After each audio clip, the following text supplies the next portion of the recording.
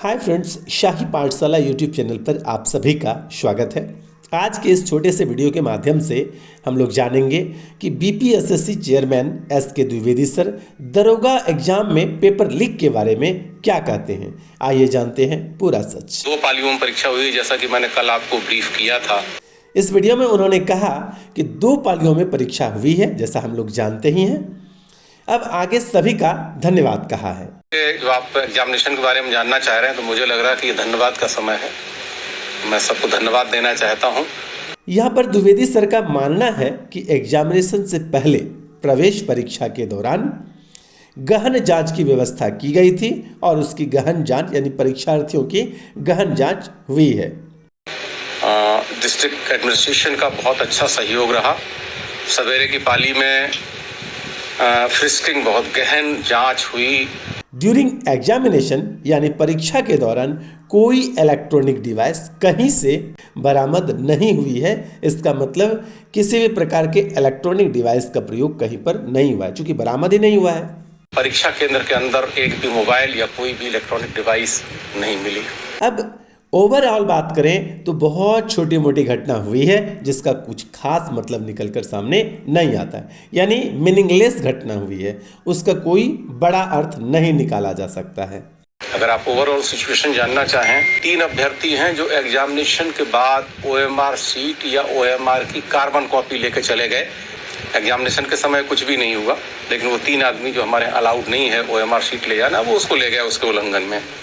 जहां भी चीटिंग होने या चीटिंग करने का प्रयास हुआ, वहां वीक्षकों और प्रशासन की मदद से उसे धर दबोचा गया, यानी उसे पकड़ के परीक्षा से निष्कासित कर दिया गया।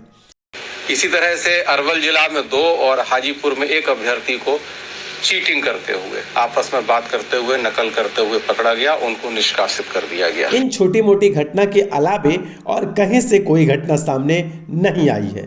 कहने का अर्थ है कि पेपर लीक नहीं हुआ है। इसके अलावा और कोई भी एनोमली अभी तक रिपोर्ट नहीं हुई है। हो सकता है एक आध मामला छटपट और हो। कदाचार के संबंध में मैंने इंडिविजुअली सभी सेंटर सुपरिटेंडेंट से बात कराने की कोशिश की थी। बीच का जो 1.5 घंटे का समय था उसमें, तो कहीं से कोई इस तरह की रिपोर्टिंग नहीं हुई है। तो कुल मिला के हमारी परीक्षा बहुत शांतिपूर्ण ढंग से और कदाचार मुक्त वातावरण में संपन्न हुई है। पुलिस प्रशासन ने भी सहयोग किया, बहुत अच्छी फ्रिस्किंग हुई। परिणाम स्वरूप अंदर कोई भी मोबाइल, मैंने जैसा कल आपसे कहा था, पेपर लीक का सवाल नहीं है। परीक्षा केंद्र पर पेपर पहुंचने से पहले पेपर मार्केट में आ जाए, उसका तो कोई प्रश्न नहीं था। लोग पेपर का फोटो खींच करके वायरल कर देते हैं, वो भी थोड़ा चिंताजनक होता है और कई बार कंफ्यूजन क्रिएट करता है कि पेपर कहीं लीक तो नहीं है।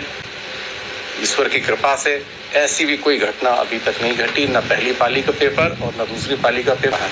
जैसा मैंने बताया था कि बहुत हमने स्ट्रॉन्ग फ्रिस्किंग की व्यवस्था की थी, फोटोग्राफी, बायोमेट्रिक फिंगरप्रिंट्स, इसके बाद सीसीटीवी का ओवरऑल कवरेज पूरे सेंटर का, सबकी एक्टिविटीज़ को हमने कवर किया।